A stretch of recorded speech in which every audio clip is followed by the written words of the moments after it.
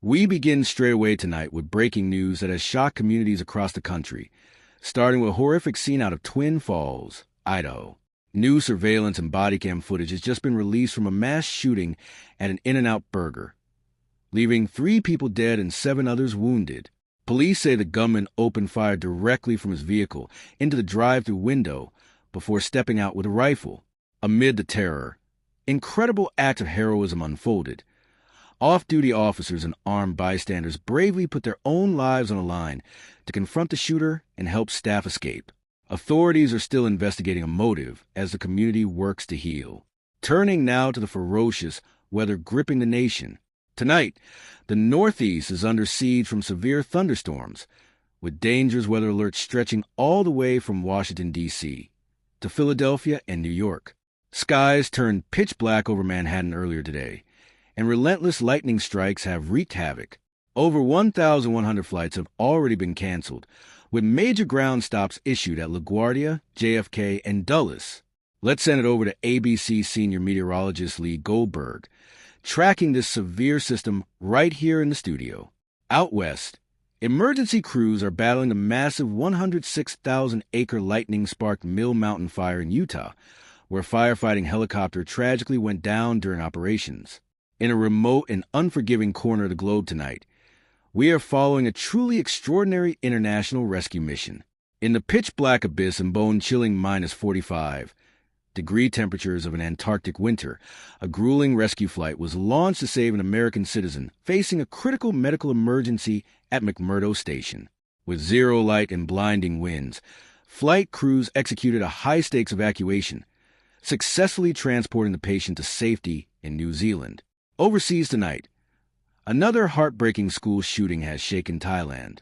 A 14-year-old gunman opened fire inside a high school near Bangkok, killing multiple teachers and staff members while terrified students scrambled for cover and barricaded themselves in classrooms.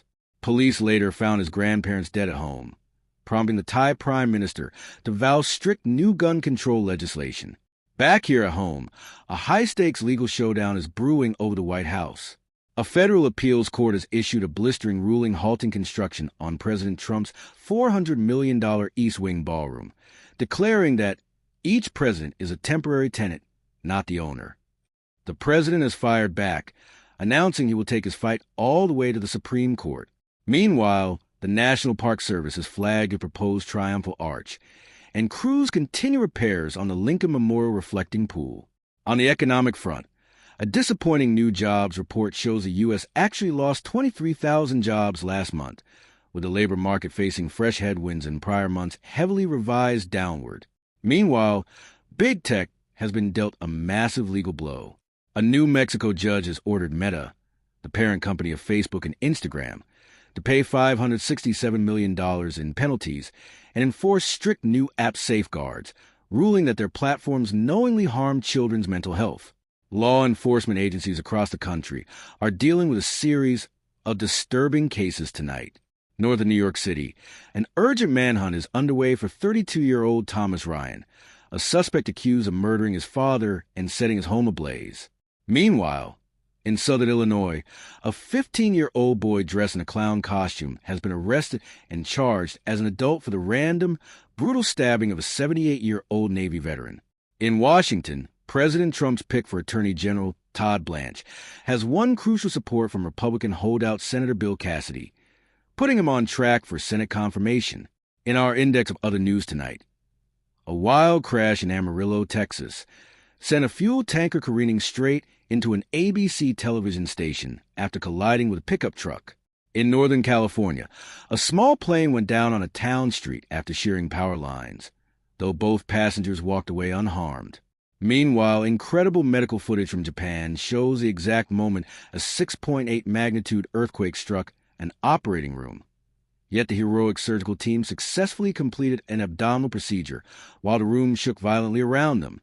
And from the skies above, the Pentagon has just released its 5th batch of declassified UFO files, featuring 41 videos, images, and reports dating back to the 1950s, including sensor captures from the Middle East.